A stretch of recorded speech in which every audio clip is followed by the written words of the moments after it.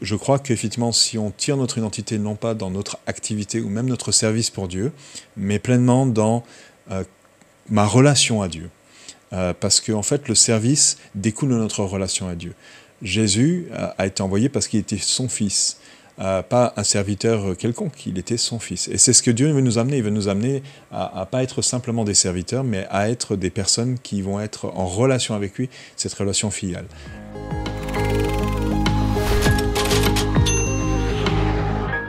Bonsoir à tous et bienvenue à ELM en question.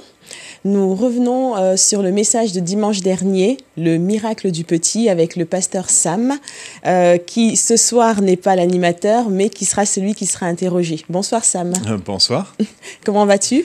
Ça va bien, c'est bizarre de l'autre côté cette fois-ci. Ben oui, d'ailleurs tout à l'heure tu t'es trompé. C'est vrai, je me suis mis assis de l'autre côté, là où la place d'animateur. Ben oui, c'est pas moi qui pouvais répondre aux questions ce soir en tout cas. Non, j'aurais fait juste question-réponse, ça n'aurait pas été top. Non. Ah non. Et justement, donc, avant d'arriver donc, aux questions concernant le message, je voulais juste savoir qu'est-ce qui t'a inspiré ce thème, le miracle du petit. Souvent parce que ça semble un peu un pléonasme. Hein, quand on pense à quelque chose de miraculeux, on pense à quelque chose de grand, de choses qui sont assez spectaculaires.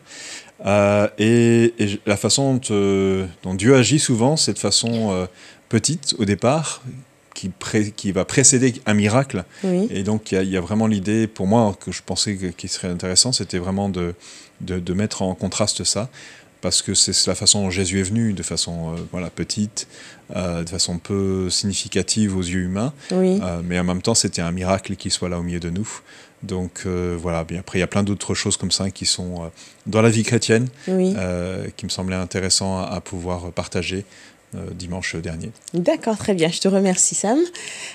Donc avant de continuer l'émission, donc, je vous rappelle qu'il y a toujours la possibilité d'envoyer vos questions sur elmenquestion@église-elm.com et le prédicateur donc qui sera là se fera un plaisir de vous répondre. Nous faisons un plaisir en fait de revenir dessus. Et maintenant donc je vous propose d'écouter le premier extrait de la soirée. À tout de suite. Et ça nous parle de cette dépendance que nous avons à Dieu.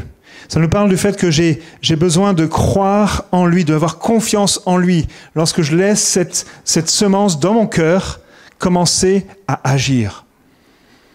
Je dois lâcher prise. Je dois accepter que quelque chose d'autre commence à prendre racine en moi. Et combien d'entre nous savons que lorsqu'on fait confiance à Dieu, il se passe des choses extraordinaires.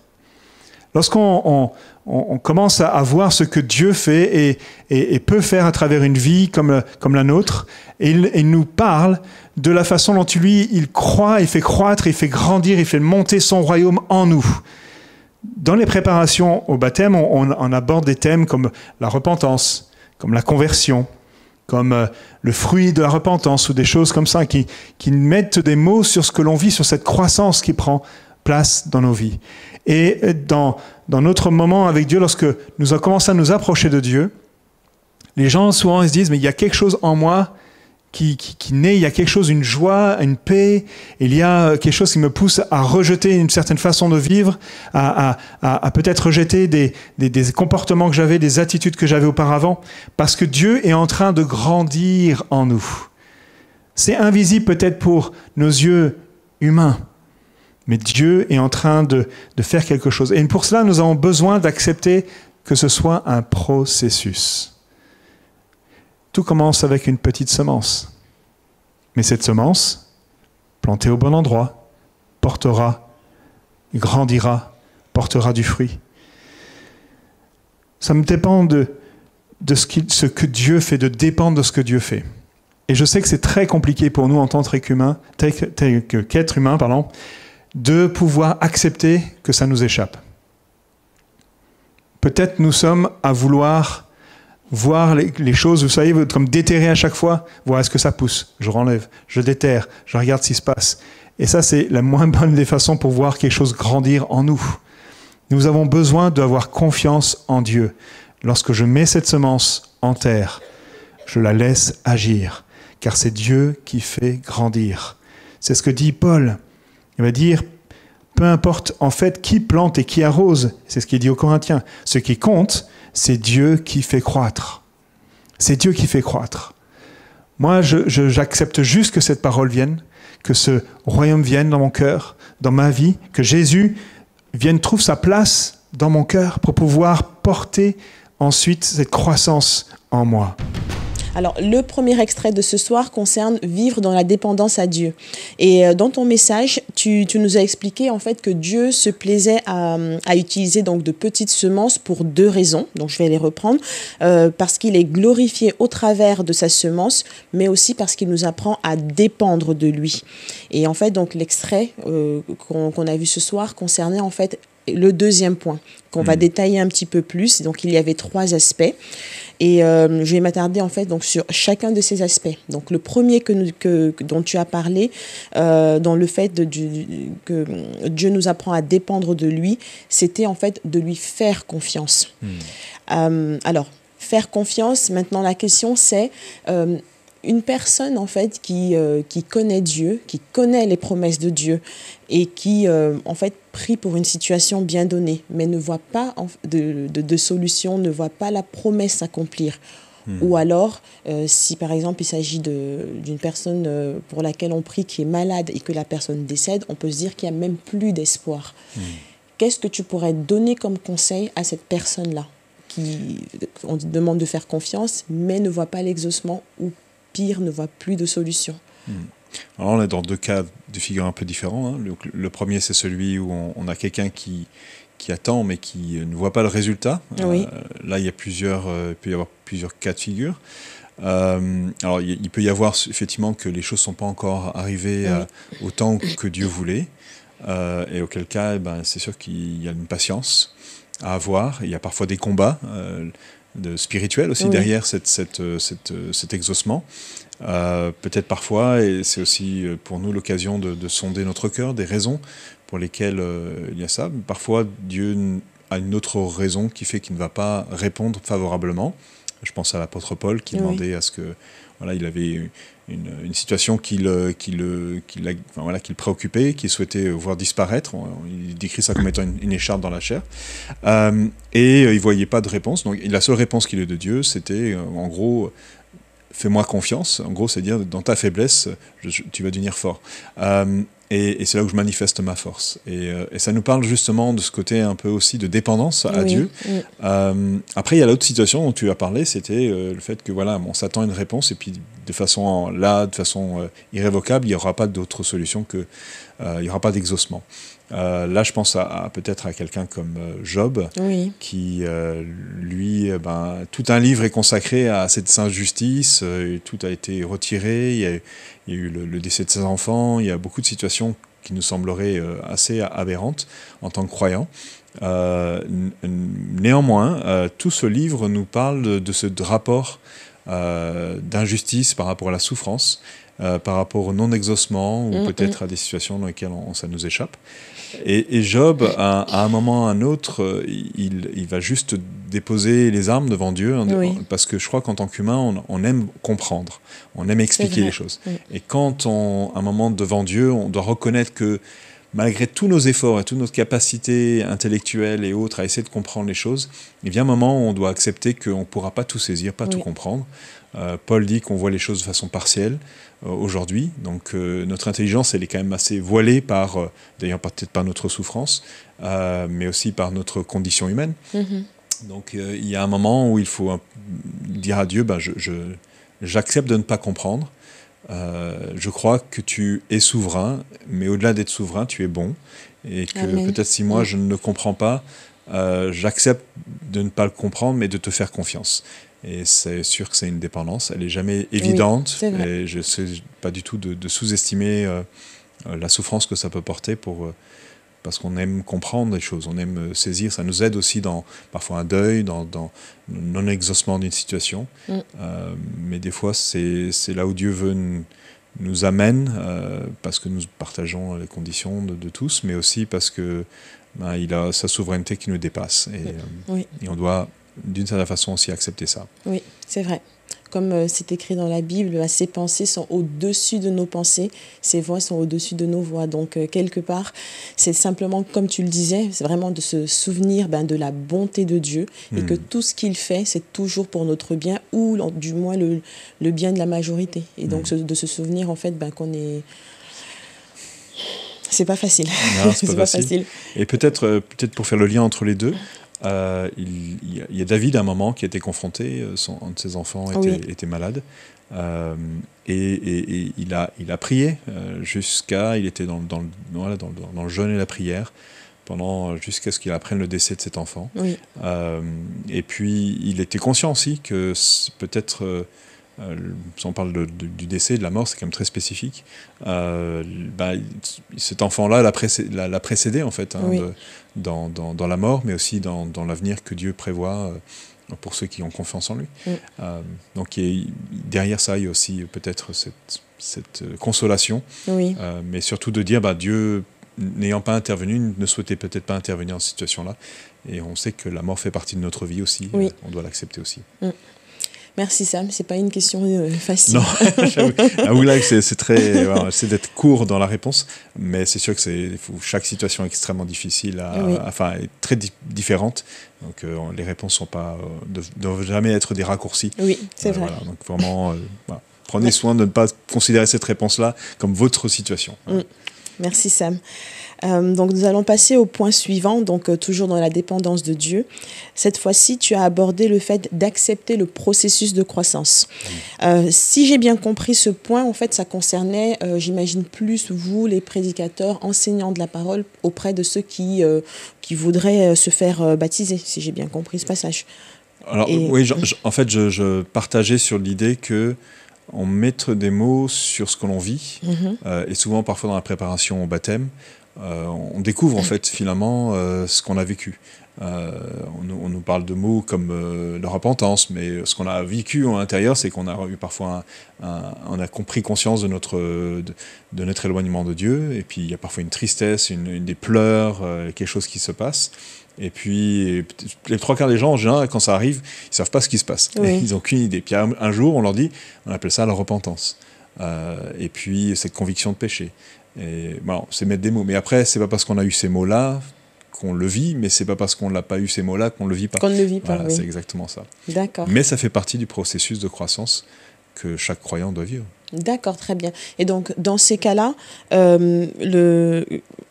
partir de quel moment est-ce que, par exemple, toi, là, vous accompagnez plusieurs personnes pour le baptême, ou vous allez le faire, peut déclarer en fait qu'une personne est prête à être baptisée, ou alors peut-être qu'elle doit encore un petit peu patienter? Oui. Alors, pour comprendre, parce qu'en fait, on est tous dans une démarche, on va dire, avec Dieu. Oui. Certains s'approchent, sont intéressés. En fait, on voit, quand on voit les différentes personnes qui étaient dans l'Évangile, on voit qu'il y avait une foule, qui était de gens qui suivaient Jésus, certains bénéficiaient de la guérison, de la multiplication des pains et autres choses, donc ils répondaient à leurs besoins. Et puis, on voit les disciples. Oui. Les disciples, c'est des gens qui avaient décidé de le suivre et de s'engager pour lui.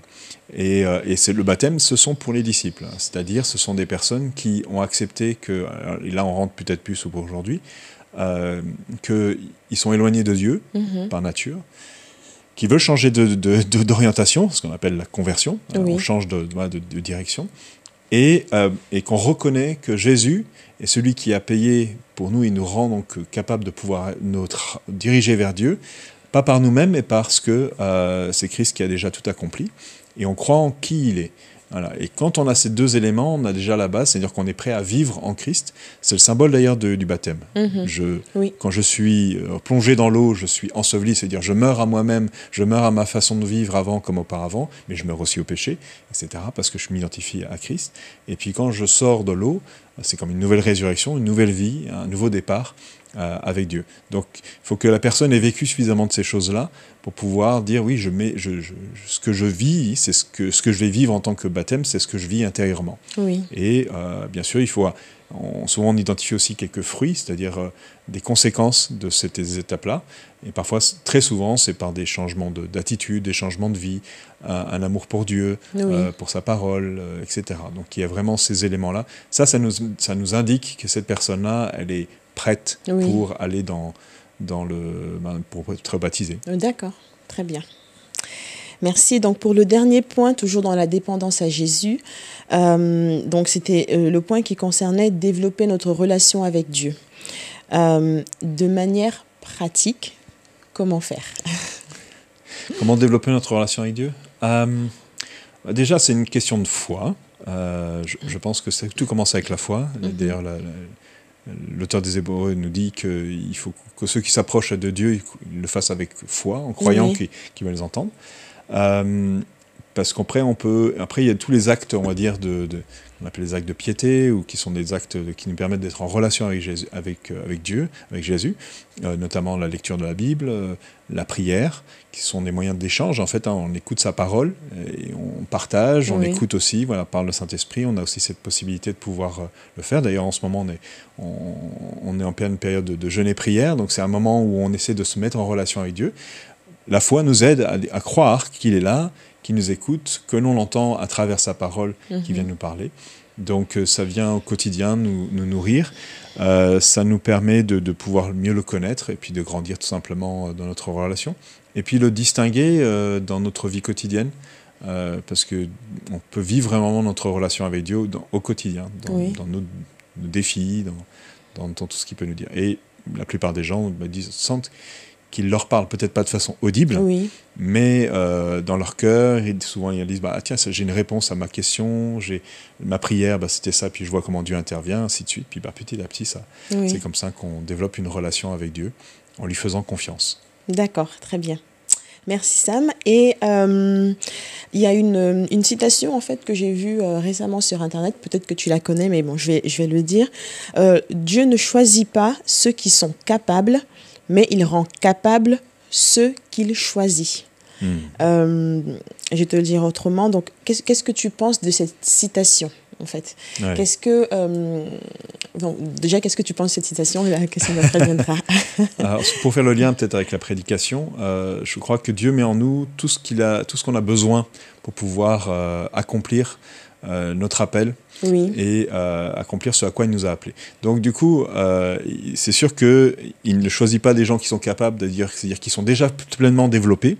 Il choisit souvent des gens petits s'ils sont dans le commencement, mais qui vont avoir et recevoir et être développés tout ce qu'il a reçu. Par exemple, la Bible nous dit que nous avons à la naissance, à la nouvelle naissance, donc au moment où on accepte Christ, on reçoit l'Esprit de Dieu en nous. Mais on apprend à vivre par l'Esprit. On appelle ça, on vit par l'Esprit, après on marche par l'Esprit, c'est ce que nous dit Galates 5. Ça veut dire qu'il y a une différence. Je peux être né, mais ne pas pratiquer ce que je suis, en fait. Et donc, du coup, de marcher par l'Esprit, je vais voir tout ce qu'il y a à l'intérieur dans l'Esprit. On voit ce qu'on appelle le fruit de l'Esprit, tout ce qui va se manifester. Donc l'amour, la joie, la paix, tout ça. Toutes ces choses vont se manifester parce que Dieu m'en a rendu capable. Et puis peut-être aussi, si on pourrait être peut-être plus spécifique, quand Dieu m'appelle à quelque chose, un service ou d'agir de telle façon, on croit vraiment que Dieu nous rend capables sur le moment. Même si peut-être auparavant on n'a pas du tout ces capacités-là. Par exemple, il a dit à ses disciples, à un moment où vous serez devant un tribunal.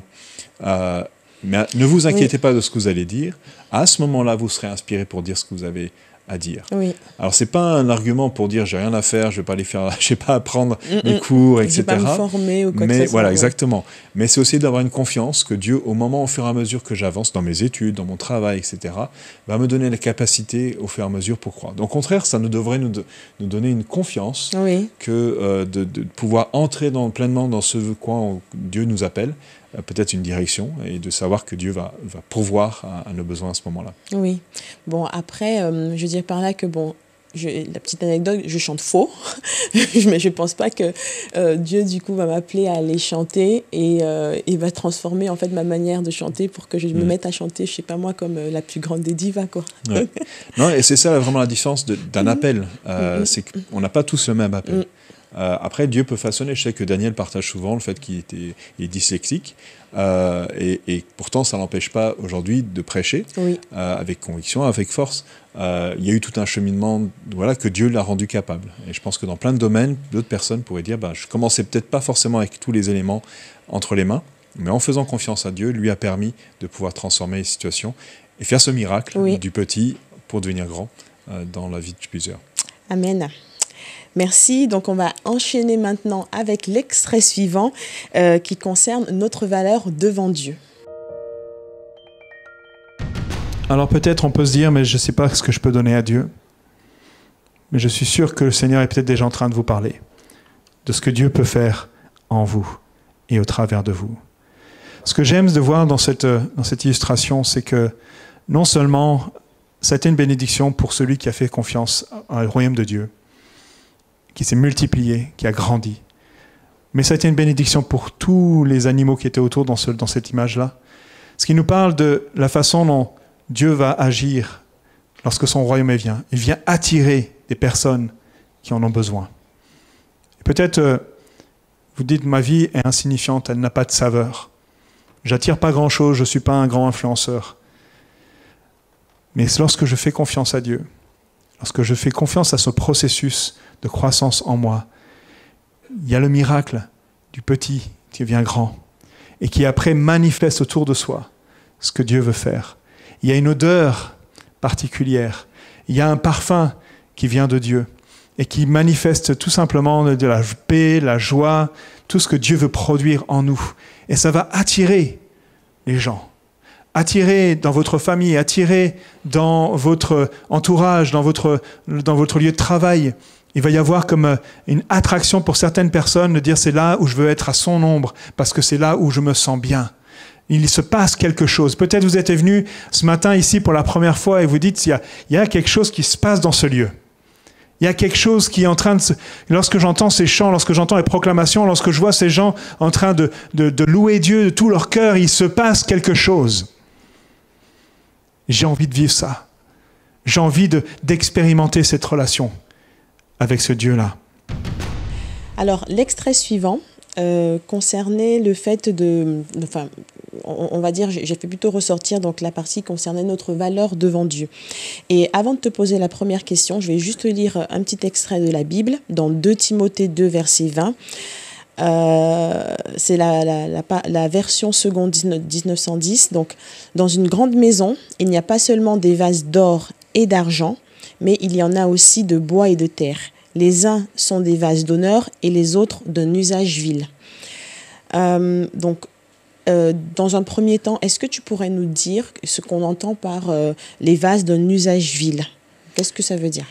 Alors, dans le texte, il parlait de fait des personnes, on va dire des vases qui sont souillés, c'est-à-dire qui sont, à cause de l'utilisation quotidienne, ne sont plus aussi propres, plus aussi beaux aujourd'hui on a plein de moyens de pouvoir nettoyer les choses, mais à l'époque c'était pas le cas forcément. Oui. Donc du coup il y avait des trucs qui accumulaient un petit peu les choses par-ci par-là, ça faisait qu'ils n'étaient pas très beaux et pas non plus hyper propres pour l'activité quotidienne, pour les activités surtout quand on a des invités. Oui. Voilà. Donc derrière ce qui veut dire, parce que c'est de partager, Paul c'est une image qu'il donne à Timothée.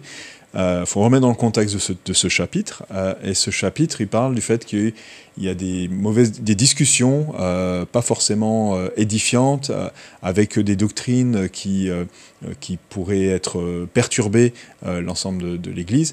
Donc il lui déconseille d'entrer dans ces discussions-là, de perdre du temps, et en gros de se souiller à essayer de discuter et d'échanger avec ces personnes ou de s'entretenir de ces choses-là. D'accord. Donc il est en train de dire, quand on a ce genre de discussion, etc., on s'avilit d'une certaine façon.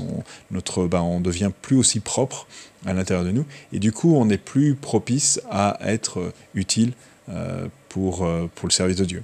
D'accord, très bien.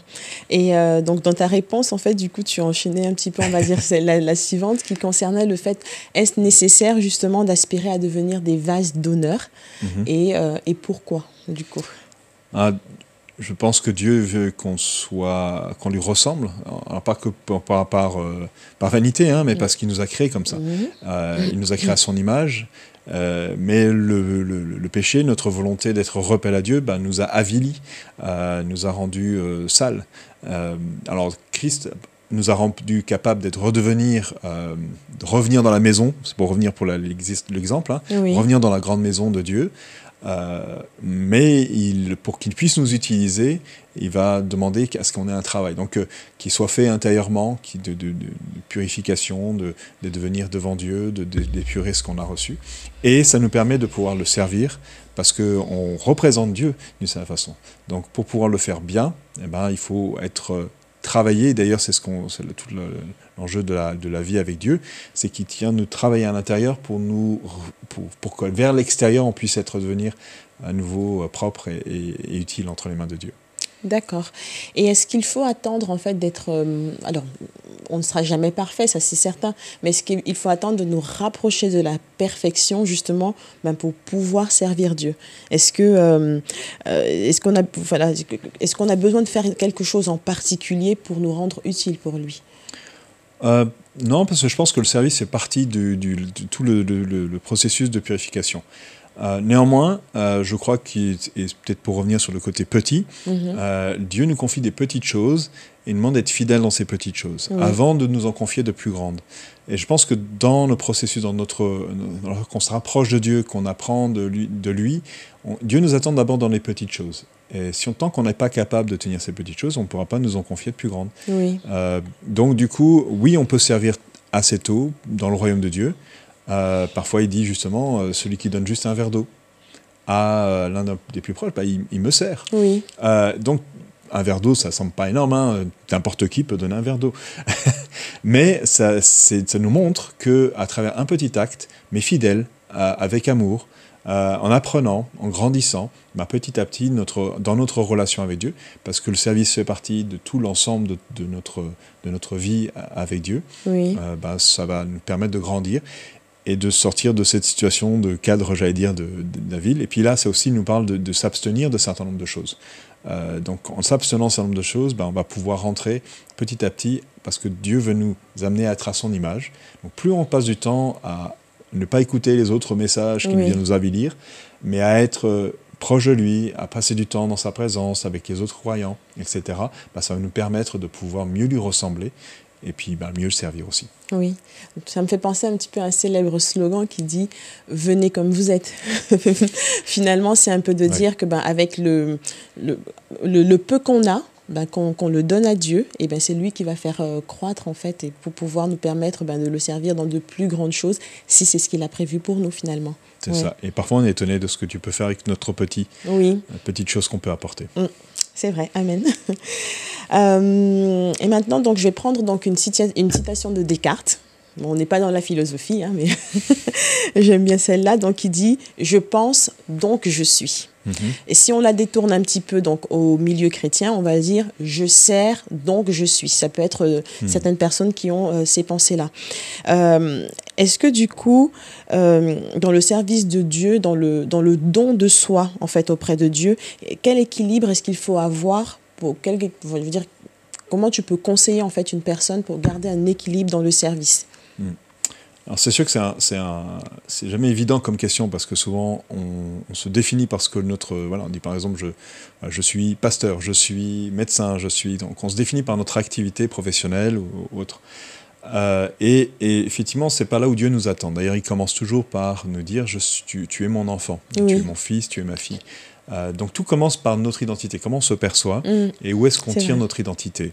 Et je crois qu'effectivement, si on tire notre identité non pas dans notre activité ou même notre service pour Dieu, mais pleinement dans ma relation à Dieu. Parce qu'en fait, le service découle de notre relation à Dieu. Jésus a été envoyé parce qu'il était son fils. pas un serviteur quelconque, il était son fils. Et c'est ce que Dieu veut nous amener. Il veut nous amener à pas être simplement des serviteurs, mais à être des personnes qui vont être en relation avec lui, cette relation filiale. Et dans cette, j'allais dire, nous à la maison, chacun participe Oui. au service de la maison. Et donc, du coup, dans ma relation, il y a une partie de service. Mais si je devais enlever le service, ma relation reste la même. Je reste fils ou fille. C'est vrai. Donc, il y a vraiment cette notion de pouvoir dire, mais le service découle naturellement de ma relation parce que je participe et je me sens concerné. Mais en même temps, c'est pas ça qui me détermine et qui donne mon identité en Christ. Donc, j'allais dire, c'est parce que je suis croyant et que je crois en Christ que je vais servir, et pas l'inverse. Et pas l'inverse. D'accord, merci. Effectivement, c'est bien d'avoir cet ordre-là. D'abord, la relation, un petit peu comme, je crois que c'est Daniel qui le dit souvent, hein. Donc, la relation d'abord avec le Père, après, donc, la relation avec notre famille, le monde séculier, et le service dans l'Église par la suite. Oui, parce que Dieu nous attend d'abord là où il nous a placés et notre famille. Très souvent, on dit, je peux servir les autres, mais quelqu'un d'autre peut le faire à ma place. Par contre, je suis le seul père de mes enfants. C'est vrai. Je suis le seul mari de ma femme. Donc, du coup, j'ai un rôle, une responsabilité qui est liée à ma situation, à ma relation. Et donc, du coup, je ne peux pas dire que quelqu'un d'autre va prendre ma place. Par contre, dans le service, dans l'Église ou dans d'autres services, Dieu peut utiliser d'autres personnes. Et d'ailleurs, il demande à utiliser chacun d'entre nous. C'est vrai, c'est vrai. Merci beaucoup, Sam. Maintenant, sans transition, on écoute le prochain extrait et on se retrouve juste après. Jésus lui-même est venu incarner cette parabole. Jésus, c'est Christ qui est présent. C'est le royaume de Dieu qui vient auprès de nous. C'est lui qui est venu manifester ce royaume pour que les choses qui étaient anciennes soient basculées, lorsqu'on l'a proclamé tout à l'heure, lorsque notre condamnation, tout ça puisse être retiré et que nous puissions avoir cette nouvelle vie. Et ça s'est passé parce que Jésus était semé sur cette terre. Il est mort à la croix, comme cette semence qui devait mourir. Il a été enterré dans le tombeau. Il a été mis sur cette notre terre afin qu'il puisse prendre tout ce qui était mort pour nous, afin de donner une vie nouvelle. Et nous savons très bien que pour que les choses grandissent, il faut qu'elles meurent.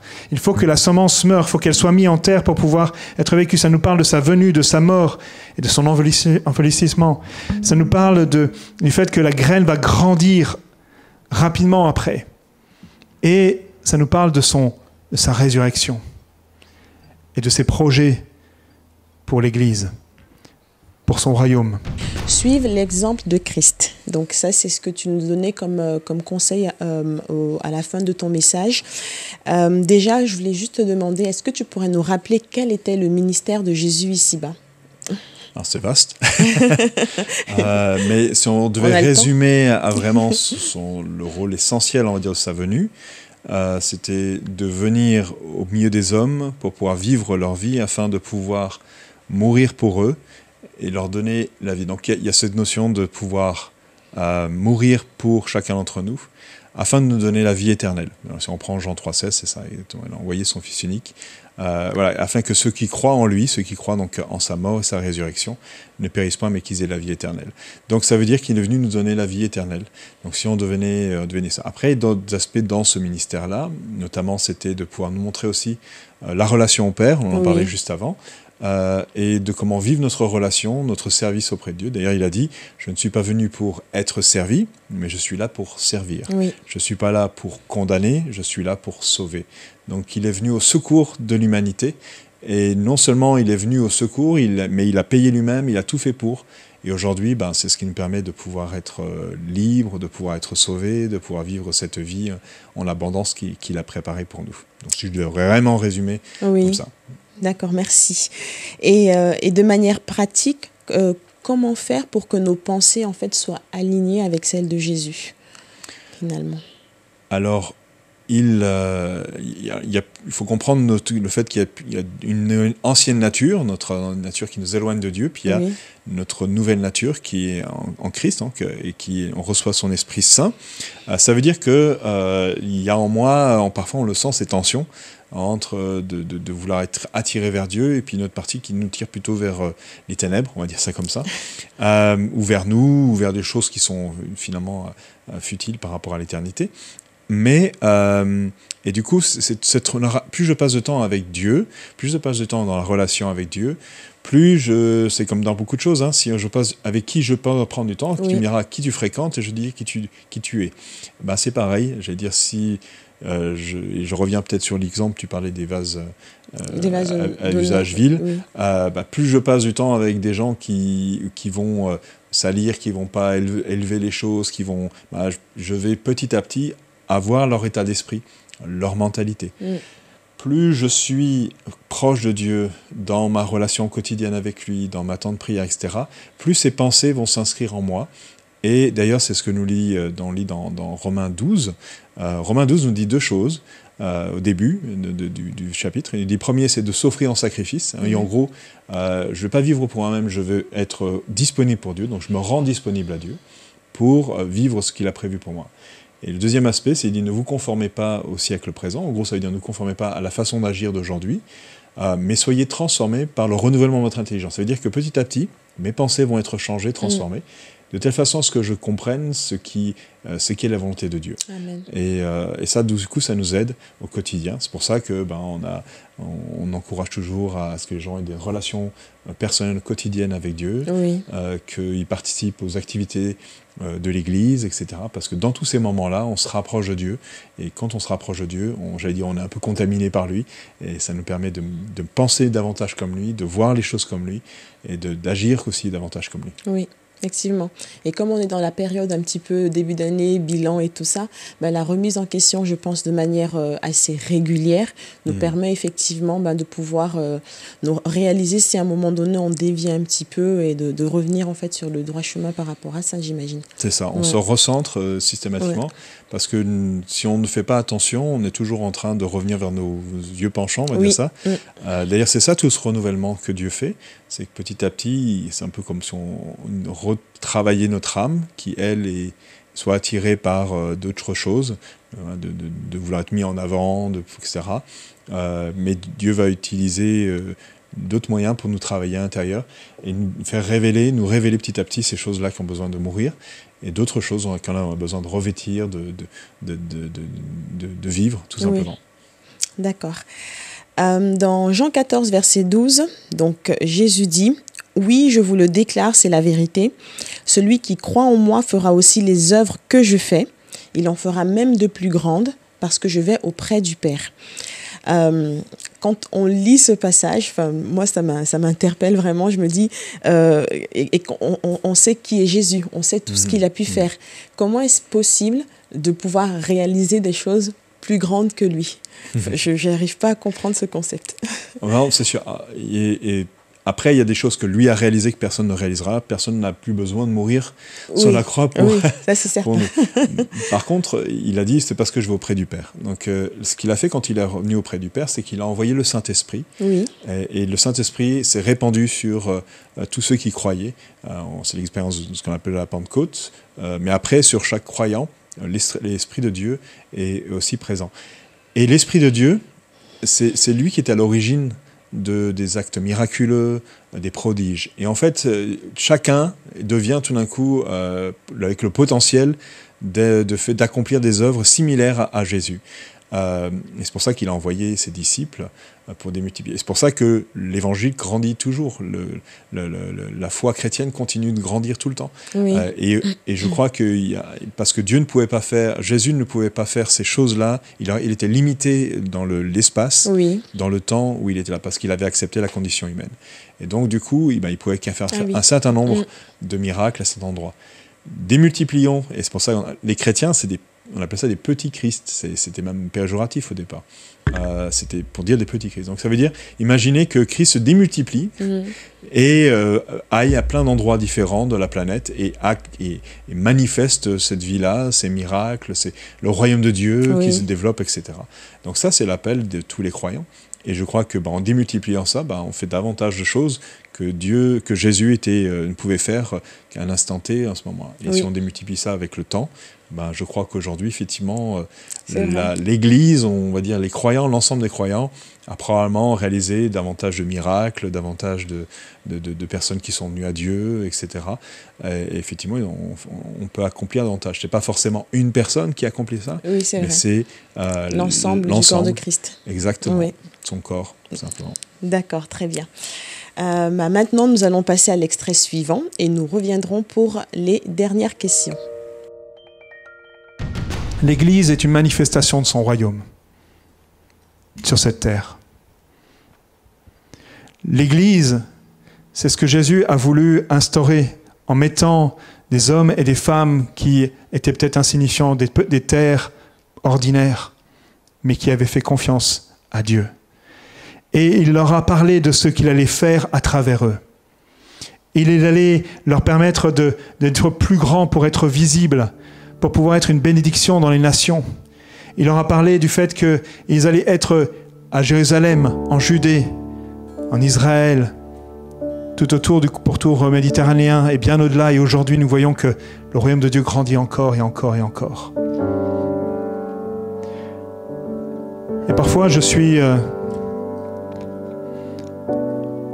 en train de regarder, je vois notre église et je peux dire oui, c'est une église avec une grande taille. Mais regardons où nous sommes. Nous sommes dans une métropole lilloise qui a 1,2 million de 100 000 habitants. J'ai fait le calcul. Si on pousse un petit peu, qu'on dit qu'on est, 1000 et quelques, nous sommes 0,08%.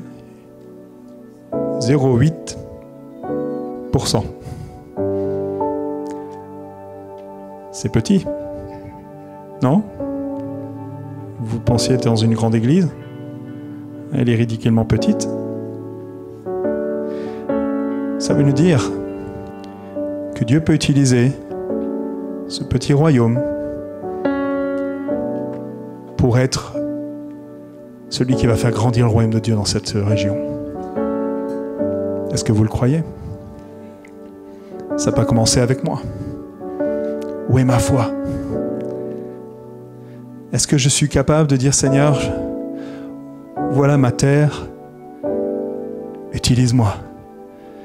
Elle a soif de recevoir ton royaume dans mon cœur. Parce que je veux, Seigneur, que ma vie fasse une différence. D'ailleurs, par moi-même, je n'y arriverai pas. Peut-être humainement, les gens voient des choses, mais spirituellement, qu'est-ce qui va rester ? Peut-être j'ai une position, une situation, mais peu importe. À la fin de nos vies, devant Dieu, qu'est-ce qui restera ? Alors, le dernier extrait, je l'ai intitulé ELM, un phare dans la mêle. D'ailleurs, c'est à ce moment que je me suis rendu compte que ELM, mêle, c'était des anagrammes, donc c'est pas mal. Et du coup, on va terminer donc par un sujet un petit peu plus personnel. Alors, personnel parce qu'il concerne non plus l'Église de manière générale ou alors la Bible, mais qui concerne en fait l'Église locale, Église Lille Métropole. Est-ce que tu pourrais nous présenter en fait l'Église en quelques mots? Quelle est sa vision? Quel est son credo, sa devise en fait?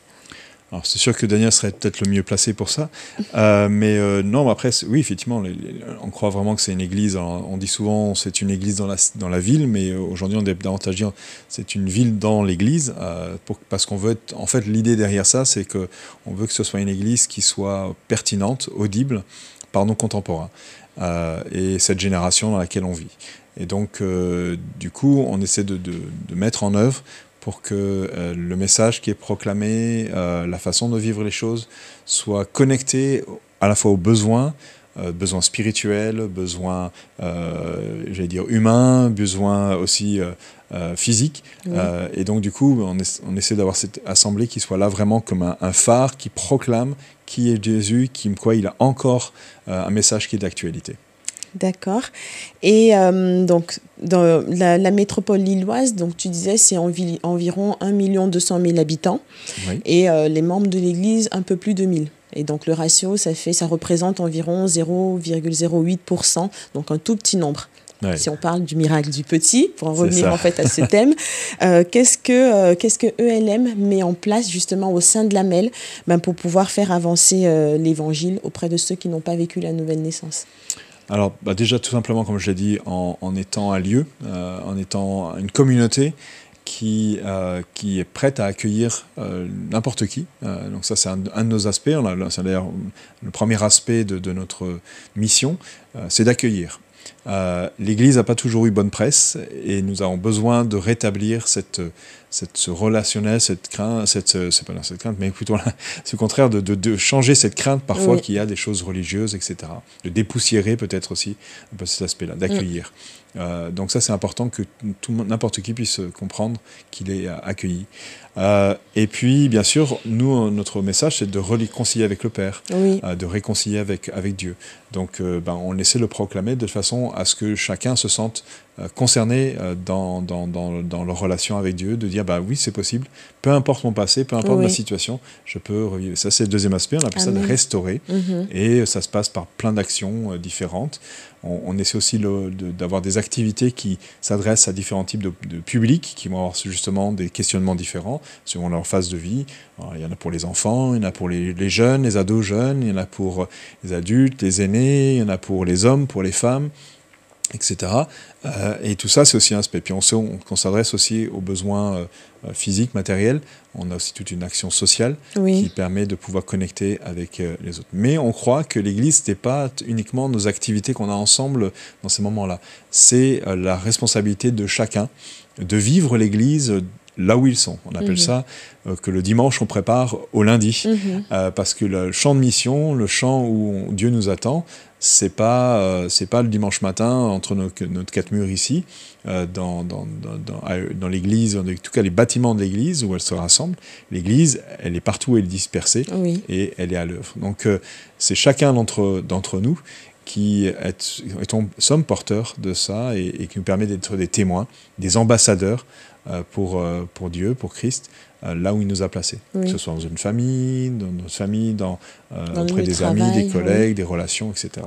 Donc tout ça, ça participe aussi à ce rayonnement de l'Évangile à travers cette métropole. Et il y a probablement beaucoup d'autres choses, des initiatives qui peuvent venir pour pouvoir faire communiquer ça dans cette génération. D'accord. Et en fait, combien de baptêmes y a-t-il environ par an ou alors tout simplement de nouvelles personnes qui viennent à l'église? Est-ce que c'est chiffrable? Alors, on a du mal à chiffrer vraiment le nombre de personnes nouvelles, puisque chaque dimanche, j'allais dire, il y en a des nouvelles. Et parfois, on se signale, des fois non. Mais on estime qu'il y a toujours plusieurs dizaines de personnes nouvelles qui sont là chaque dimanche. D'ailleurs, en ce moment, on voit que ça a pris aussi beaucoup d'ampleur, sachant que aussi on a une bonne partie de personnes qui sont en contact avec l'Assemblée depuis sur Internet. D'ailleurs, j'en ai pas parlé tout à l'heure, mais aussi une des façons aussi de pouvoir rayonner, c'est à travers les émissions comme celle-ci, mais aussi à travers les messages, etc., qui sont proposés en ligne. Oui. Et puisque c'est aujourd'hui là où la plupart des gens vont se retrouver dès qu'ils cherchent une information, c'est en ligne. Et donc, on a aussi beaucoup de personnes qui suivent en ligne et ils commencent comme ça leur petit processus. Donc, beaucoup de nouvelles personnes sont peut-être déjà en ligne avant même d'arriver physiquement dans le lieu où on se rassemble. Tout à fait. Donc, oui, non, il y a difficile de savoir ça. Au niveau des baptêmes, en général, on a aussi entre 30 et 40 baptêmes par an. Parfois, ça monte un peu plus. Mais on sent qu'il y a... en ce moment, on est dans on prépare une préparation, justement, au baptême. Et on voit qu'il y a beaucoup de personnes qui se manifestent.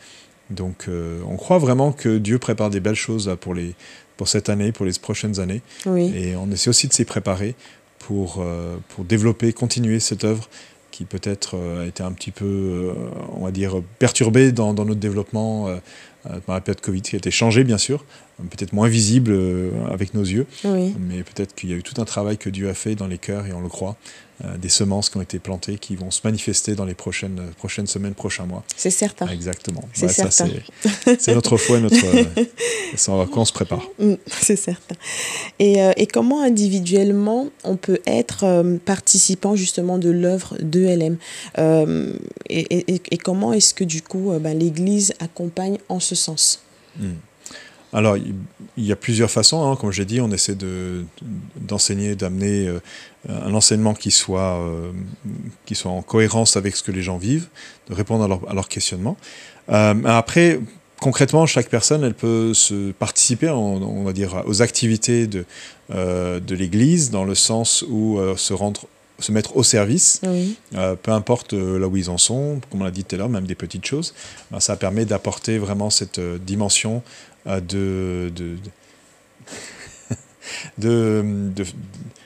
où chacun amène ses talents, ses choses qu'il a reçues pour pouvoir faire avancer l'Église.